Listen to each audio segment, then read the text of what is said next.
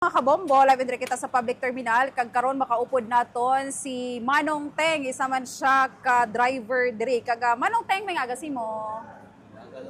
Maing aga, mga kabombo. Okay. Manong Teng, ano ang imo nga reaksyon sa pronouncement ni VP Sara ang padalagan siya sa nga presidente sa tuig 2028? Ikalipay mo bala o ano man? Ikalipay gid ko kay bisan sin o makapungko, puro man kurakot. May nang si Sara kay bisan kurakot pero ginagmay lang.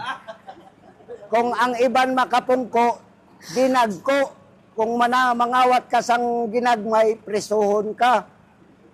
May nang si Sara kay bisan ginagmay pero mapuslan. Te, ano ang mahambal mo sa performance niya karon bilang vice presidente sa Pangulong Pilipinas? Para sa ako, Duterte is the best. Te, may ara na siya sang apat ka impeachment complaint ka ginpasakat batok sa iya. Te, ano mahambal mo ibasihan bala ni nga impeach siya? Pabor ka bala ka impeach siya? Walay pulos. Kanang mga nagapasa ka impeach, puro na kawatan. Kami mga driver, nang inabuhi og tarong, dakpon mi. Oh. Nang inabuhi mi og tarong para sa amo pamilya. Gamay bikil dakop. Oh. May pa nang si Sara ang mapresidente. Kay hurot tanan, pati manog dako, pati adik, hurot. Oo. Te, ano ang mahambal mo karon sa kakatabo sa Pungsod Pilipinas? Wahay pulos. Mga gaginamo. Wahay pulos ang panggobyerno karon. Te, satisfied ka bala sa pagdumala ni President Bongbong Marcos? Wahay gid. Okay. Te, ano ang mahambal mo kay ti sa subong ang grabe gyapon ang mapnagod nga korupsyon sa Pungsod Pilipinas? Te, satisfied ka bala sa mga individual nga mga nakulong o gusto mo pagid nga may makulong pagid?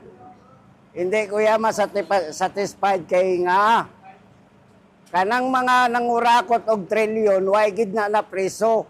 Pero katong upod ko nangkuha og talong dito sa silingan ato nakablater. Tagaan na lang ka, ano ang mensahe sa gobyerno kag sa tanan man nga mga individual nga ti magboto man sa tuig 2028, ano dapat ila tandaan? Ang tandaan ninyo, magboto mo sa eleksyon, hindi nyo na iboto ka ng mga karaang politiko. Why gid may mo ang Pilipinas? Botohon nyo ang mga bago. Kay kung mangurakot, mahadlok. Kay bago pa sa gobyerno. Te! Ang mga tahiran, ay na, gahi naging kayo. Tanang mga gibayran, magabaan ra na pohon. Oo. Te, ano ang mensahe mo naman sa aton nga gobyerno? Te, kay grabe nga problema ginatubang sa Pungsod Pilipinas, subong? Waay pulos ang panggobyerno karon. Wala gyud. Okay.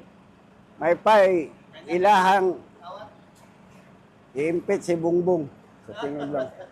Madawag salamat kag may agasi mo. Duterte pa rin.